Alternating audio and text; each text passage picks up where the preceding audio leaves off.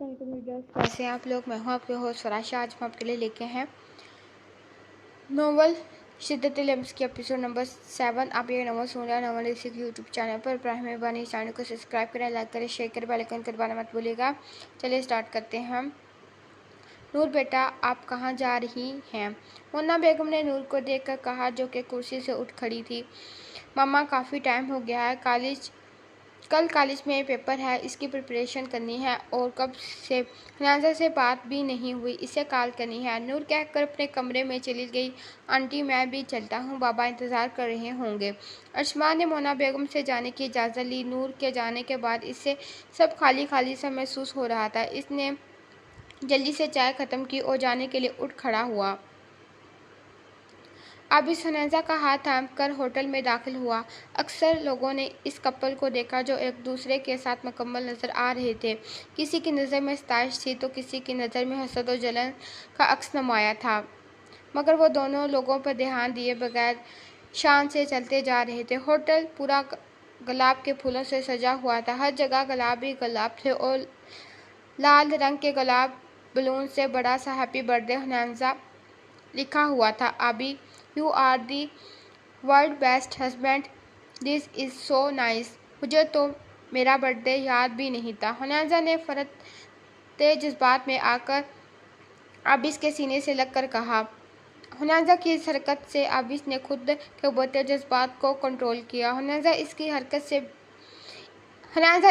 हालत से बेखबर इर्द गिर्द का मुआयना करने में मशरूफ़ थी। हनाजा को गुलाब के फूल बहुत पसंद थे। आबिस ने आज सब कुछ हनाजा की पसंद से किया था। आबिस ने हनाजा की बर्थडे को नहायत खूबसूरती से प्लान किया।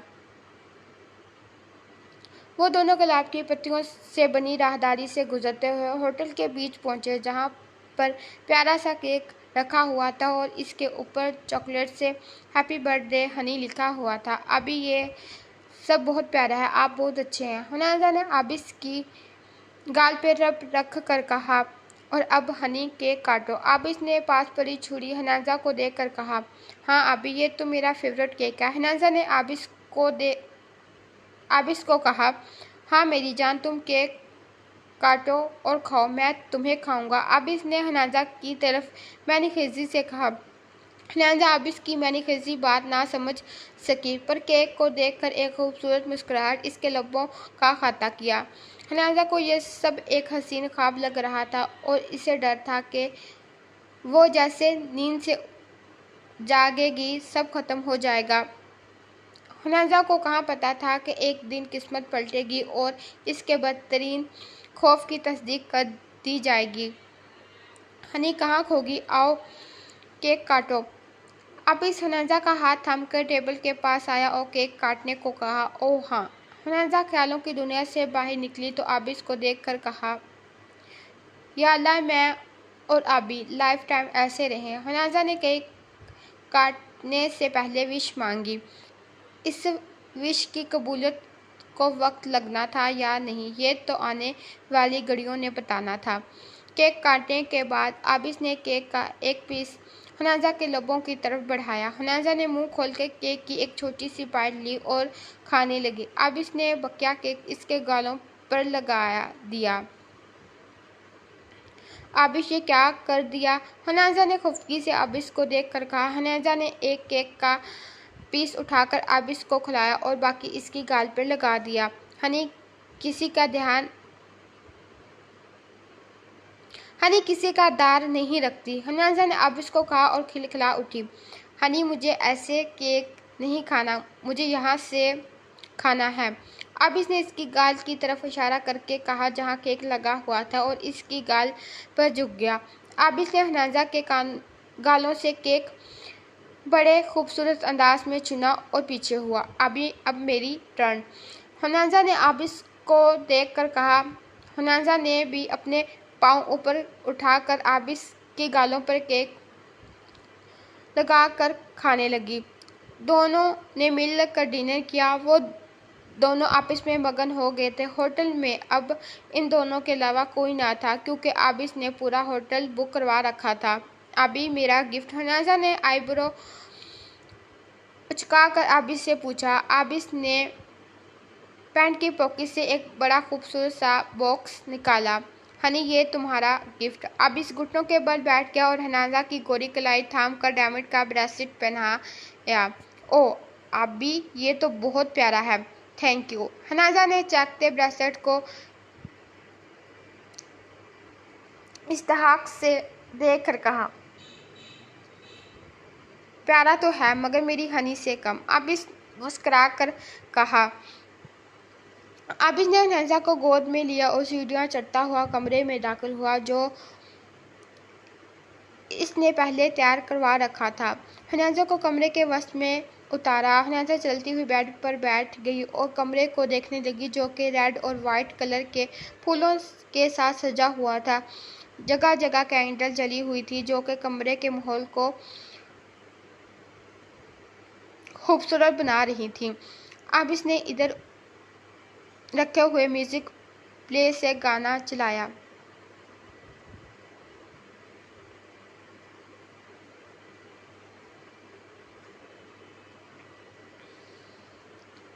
कमरे का फसू फेस माहौल, हनाजा का बहकता सरापा और गाना आबिस के जज्बात बढ़ाने का मोजिस बन रहे थे। हनाजा का दिल इतनी शिद्दत से धड़क रहा था जैसे अभी बाहर निकल आएगा। हनाजा अपनी हालत समझने से कासिर थी। गाने के बोलों ने दोनों के दिलों में हलचल मचा दी थी। एक पल को हनाजा की आंखें आबिस की आंखों से टकराईं। आबिस जज्बाती झलकाती आंखों में देखने की साकिन ना थी हनाजा में। वो जल्दी से अपनी नजरें झुका गई।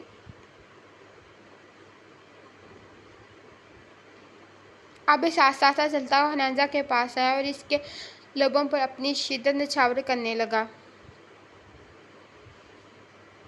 आबिस को सब भूल गया था। इसने हनाजा से शादी बदले के लिए की और इसे याद था तो फकत इतना कि इसके सामने बैठी हुई लड़की इसकी बीवी है और वो इस पर जायज़ हक रखता है। कमरे में मैनी खेज खामोशी छाई हुई थी। दोनों एक दूसरे में गुम थे। हनाजा ने अपने बाहें आबिस के गिर्द हाइल करके अपनी सुपुर्दगी का ऐलान कर दिया। आबी, अपने हनी को कभी मत छोड़िएगा वरना आपकी हनी मर जाएगी। हनाजा ने आबिस के कान में सरगोशी की। रात धीरे धीरे सिरक रही थी। वो दोनों एक दूसरे में मगन सारी दुनिया से गाफिल हो चुके थे। आशिर ऑफिस से जैसे ही घर आया तो मिकाल और फराज साहब आपस में बात करते हुए शायद इसी का इंतज़ार कर रहे थे। आबिस बेटा इधर आओ, हमने कुछ सोचा है। मिकाल साहब ने आशिर बेटा इधर आओ, हमने कुछ सोचा है। मिकाल साहब ने आशिर को आते हुए देखा तो अपने पास बुला कर कहा, जी चाचू, किस बारे में? आशिर ने मिकाल साहब से पूछा। हम सोच रहे हैं हनाजा और आबिस का रिसेप्शन रख लें ताकि पूरी फैमिली को पता लग जाए कि इस बार मिकाल साहब की बजाय अफराज साहब ने जवाब दिया। जी बाबा, आप ठीक कह रहे हैं, तो कब करना है ताकि अरेंजमेंट शुरू करवा दें? आशिर ने अपने बाप को जवाब दिया, कल रख लेते हैं। इफ़त बेगम ने कहा जो अभी किचन से आई थी। सब इनकी बात से मुत्तफिक हो गए। आशिर उठ कर कल के बंदोबस्त करने चला गया। अब आशिर की शादी का भी सोच लेना चाहिए। इफ़त बेगम ने पुरसोच निगाहों से आशिर को देख कर कहा, आप पूछ लें, अगर कोई पसंद है तो ठीक, नहीं तो खुद तलाश करना शुरू करें। अफराज साहब ने कहा, ठीक है, कल बात करती हूँ। इफ़त बेगम खुशी से जवाब दिया। नूर आज सुबह जल्दी उठी क्योंकि नूर को आज कॉलेज के लिए जाना था। अस्सलाम वालेकुम मामा बाबा। नूर ने दोनों को सलाम किया और जल्दी से चेयर घसीट कर नाश्ते की टेबल पर बैठ गई। नूर, ठीक से नाश्ता करो, ट्रेन भागी नहीं जा रही। मोना बेगम ने नूर को प्यार से कहा और आखिर में इसके जल्दी खाना कम ठूसने पर तंज करने लगी। नूर इस वक्त मुकम्मल तैयार थी। यूनिफॉर्म पहने, बालों को हिजाब में कवर किए वो काफ़ी पुरकोशिश लग रही थी। मिसेस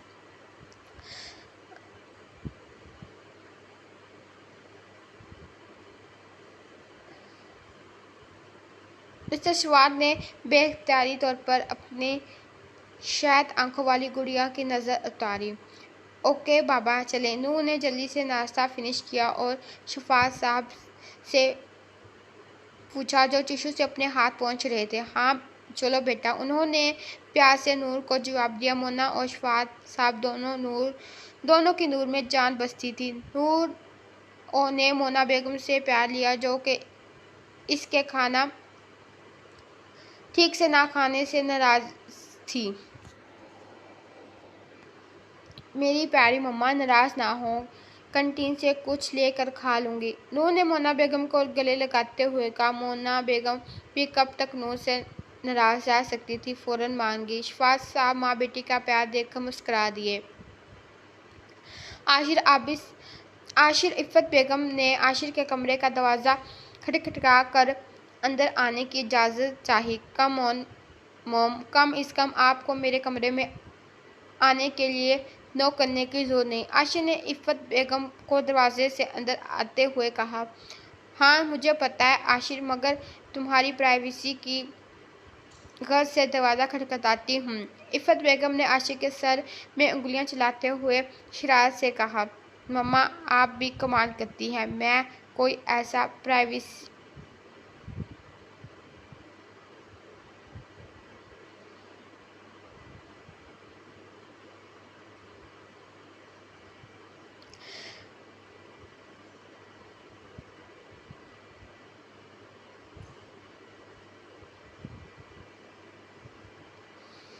मम्मा आप भी कमाल करती हैं। मैं कोई ऐसा प्राइवेसी पोजेसिव नहीं हूँ। आशिर ने इफ़्फ़त बेगम के हाथों पर लब रखते हुए कहा। हाँ मुझे पता है। इफ़्फ़त बेगम ने इसके माथे पर प्यार भरा लम्ब छोड़ा। आशिर हमेशा से समझदार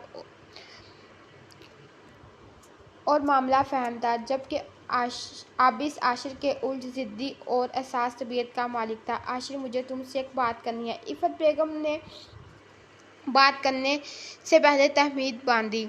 जी मम्मा आप बात करें, मैं सुन रहा हूँ। आशिर ने इफ़्फ़त बेगम का हाथ थाम कर कहा। आशिर बेटा, हम चाहते हैं कि अब तुम्हारी भी शादी कर दें और तुम्हारे बच्चों को अपनी गोद में खिलाएं, और तुम्हें कोई पहले से पसंद है तो बता दो, वरना मेरी नज़र में एक अच्छी लड़की है। इफ़्फ़त बेगम ने आशिर की तरफ सवालिया नज़रों से देख कर पूछा। इफ़्फ़त बेगम की बात सुनकर आशिर के सामने छन से नूर का सरापा लहराया, मगर जिस माँ से इफ़्फ़त बेगम ने इसके लिए अपनी पसंद की हुई लड़की का जिक्र किया था, इसे इफ़्फ़त बेगम को मना करना अच्छा नहीं लगा। नहीं मम्मा मुझे कोई पसंद नहीं, आशिर ने इफ़्फ़त बेगम को जवाब दिया। आशिर अपनी किस्मत का फैसला खुदा पर छोड़ दिया था। वो जानता था कि नूर भी इसे नापसंद करती है। आशिर को कहाँ मंजूर था वो नूर को तकलीफ़ दे। ठीक है बेटा, तो मैं शफात साहब से बात करती हूँ। इफ़्फ़त बेगम खुशी से जवाब दिया। शफात साहब कौन मम्मा? आशिर ने उलझे हुए लहजे में इफ़्फ़त बेगम से इस्तफार किया। अरे बेई एन की मम्मा, इफ़्फ़त बेगम ने जवाब दिया।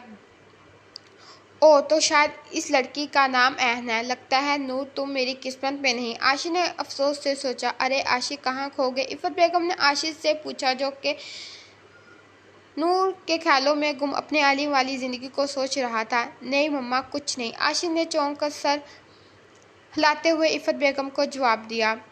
एक पल को तो आशिर का दिल इफ़्फ़त बेगम को नूर के बारे में बता दे, मगर इफ़्फ़त बेगम के चेहरे पर मौजूद खुशी देखकर रुक गया।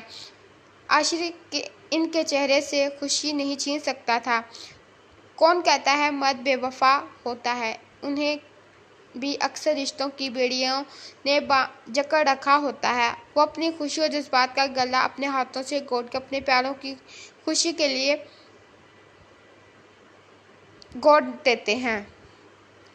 हनाजा की आंख अपने चेहरे पर पड़ने वाली रोशनी से खुली। इसने अपने गिर्द नजर दौड़ाई तो खुद को एक अनजान जगह पर पाया। हनाजा को अपने बेहद करीब आबिस करवट लिए सोया हुआ नजर आया। आबिस के चौड़े सीने पर हनाजा के नाखूनों के निशानात बीती रात की कहानी सुना रहे थे। हनाजा को डेरो शर्म ने आग गिरा। और जल्दी से उठकर वॉशरूम में लाक हो गई ताकि आबिस के उठने से पहले रेडी हो सके। हनाजा फ्रेश होकर बाहर आई तो आबिस को सोता हुआ पाया। वो हिम्मत जमा करके आबिस को उठाने के लिए इसके पास बेड पर बैठी। आबी उठे, 10 बज गए हैं। आबिस की इस बातों से हनाजा की आवाज़ चकराई।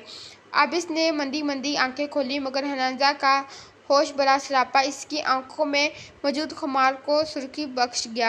हनाजा इस वक्त आबिस की दिलाई महरून फराक में मलबूस इसे चारों शानों चित कर गई थी। आबिस ने इसे देख फट से पूरी आंखें खोली। हनाजा के बात लेने की वजह से इसकी सुनहरी जुल्फ बाल चेहरे पर बिखरे हुए थे। आबिस ने हनाजा के कमर में हाथ डालकर अपनी तरफ खींचा। कोई सहारा ना होने की वजह से हनाजा भी कच्ची दौड़ की मांद आबिस की तरफ खींची चली गई। हनाजा के गीले बाल आबिस के चेहरे पर फिसल गए। आबिस ने अपना मुंह हनाजा के बालों में छुपाया और गहरी सांस भरता हनाजा की नाजुक वजूद की खुशबू खुद में उतारने लगा। आप भी हनाजा की बात मुकम्मल नहीं हो पाई थी कि आबिस ने इसके लबों को बिना कुछ बोलने का मौका दिए अपनी गिरफ्त में ले लिया। आबिस ने जैसे ही हनाजा के लबों को छुआ, हनाजा जल्दी से आबिस की गिरफ्त से निकलकर गहरे सांस लेने लगी। अभी बड़े पापा ने जल्दी घर आने का कहा। उन्होंने आज हमारी रिसेप्शन पार्टी रखी है। हनाजा ने आबिस का मूड बदलते देखकर जल्दी से कहा, हनी बहाना अच्छा है, रात को इसका गिफ्ट मिलेगा। आबिस कहकर वॉशरूम में चला गया। हनाजा के लिए आबिस की शिद्दतें बर्दाश्त करना बहुत मुश्किल हो रहा था मगर वो आबिस को रोक कर खुद से दूर नहीं कर सकती थी। इन चंद महीनों में आबिस हनाजा की रूह में बस गया था। अगर आबिस हनाजा से दूर होता तो शायद हनाजा के जीने का मकसद भी ख़त्म हो जाता। आबिस और हनाजा दोनों सुल्तान पैलेस की तरफ रवाना हुए। नूर को कॉलेज जाते हुए 1 महीना हो गया था। इसी दौरान जान इसे तंग नहीं किया था। अगर जान कहीं पर मौजूद होता तो नूर वहां से उठ कर चली जाती। नूर को भी रेयान के बदला ना लेने से तसल्ली हो गई थी। वो जान को देखकर अपने दिल में पनपनाने वाले खदशात को मिटा चुकी थी। नूर ब्रेक के बाद कैंटीन में बैठी हुई थी कि तभी इसे अपनी तरफ जियान आता हुआ नजर आया। एक पल को तो नूर सहम गई। नूरलैन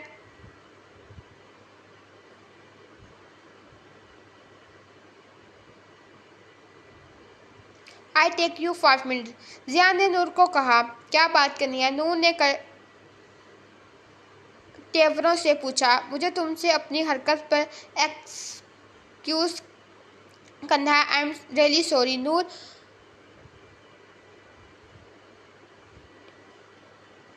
फॉर हर्टिंग यू। जियान ने सबके सामने नूर से माफ़ी मांगी। नूर प्लीज़ जियान को माफ़ कर दो। सब के लिए ये हैरत का मकाम था।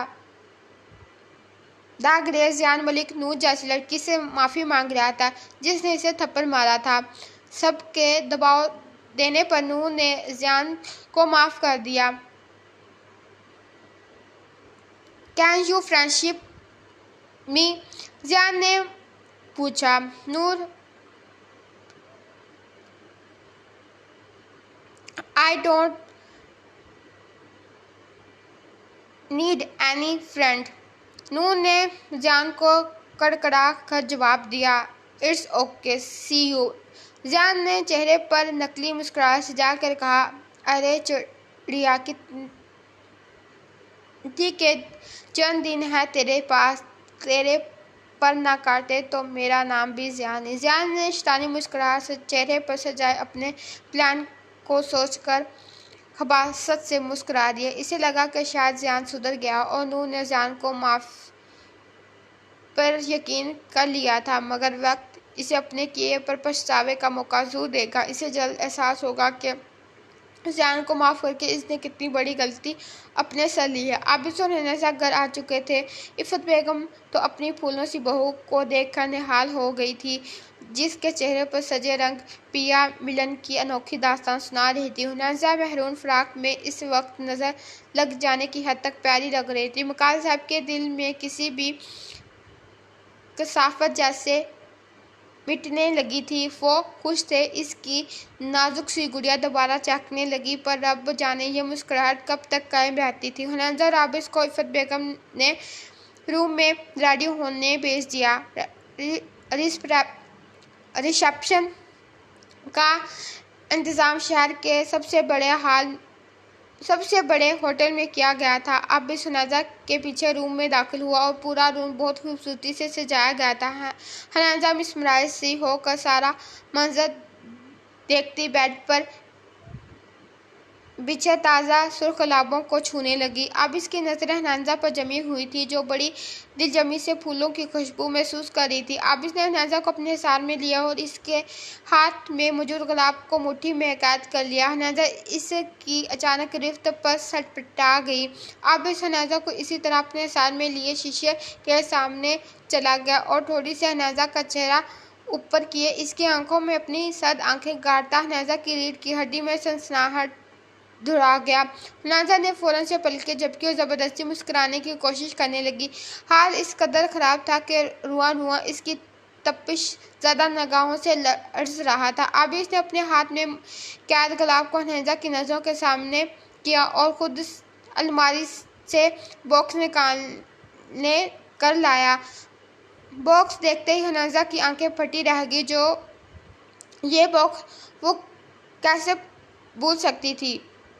तो क्या आज फिर आबिस इसे सजा देने वाला है? आबिस ने बॉक्स में मौजूद कीड़े को निकाला और गुलाब इसके सामने कर दिया। देखते ही कीड़ा वो गुलाब निकल गया, जैसे किसी वेश्या की तरह।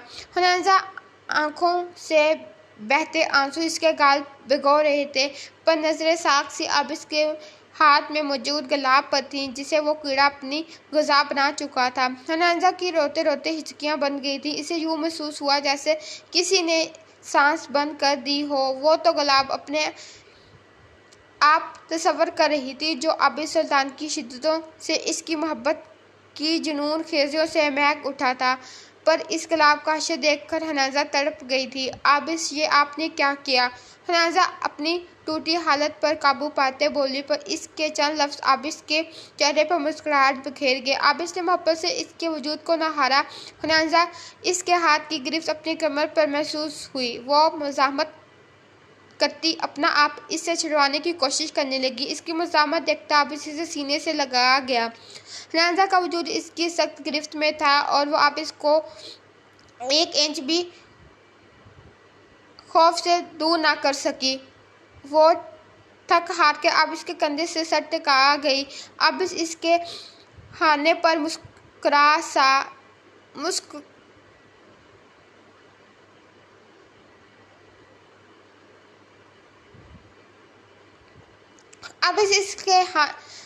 मुस्कुराया, जैसे जानता था कि इस नाजुक चिड़िया को किस तरह काबू करना है। हनी जानम, कुछ नहीं हुआ जान, सब ठीक है। इस फूल को तुमने मुझसे ज़्यादा अहमियत दी, यह बात मुझे अच्छी नहीं लगी जाना। मेरे अंदर के वेशी को जगाने के लिए तुम्हारी ज़रा सी लापरवाही काफ़ी है, तो कोशिश करना मेरे अंदर सोए जानवरों को ना जगा पाओ, वरना नुकसान तुम्हारा होगा। हनाजा साकत सी इसके आसार में खड़ी इसकी बात समझने की कोशिश कर रही थी। ये कैसी मोहब्बत थी आबिस सुल्तान की, जिसमें आग जैसी लपक थी तो वहशी जैसा जुनून। आबिस ने हनाजा को होली से खुद से अलग किया और इसकी आंखों से बहते आंसू अपने लबों से चुनने लगा। हनाजा इसके सद लम्स पर कपकपा उठी।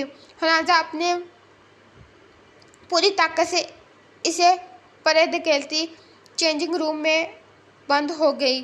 पीछे खड़ा आबिस रिलैक्स अंदाज में बेड पर लेटा अपनी कामयाबी पर मुस्कुराया और वह हनाजा मकाइल को पा चुका था, इसके वजूद को तस्खीर कर चुका था, इसे अपने लम से रोशना करवा कर इसकी रूह तक काबिज कर गया था। हनाजा मकाइल चाह कर भी इसकी खुशबू खुद से मिटा नहीं सकती थी। यह बात आबिस सुल्तान के लिए सुकून का बायस थी, क्योंकि आज वलीमे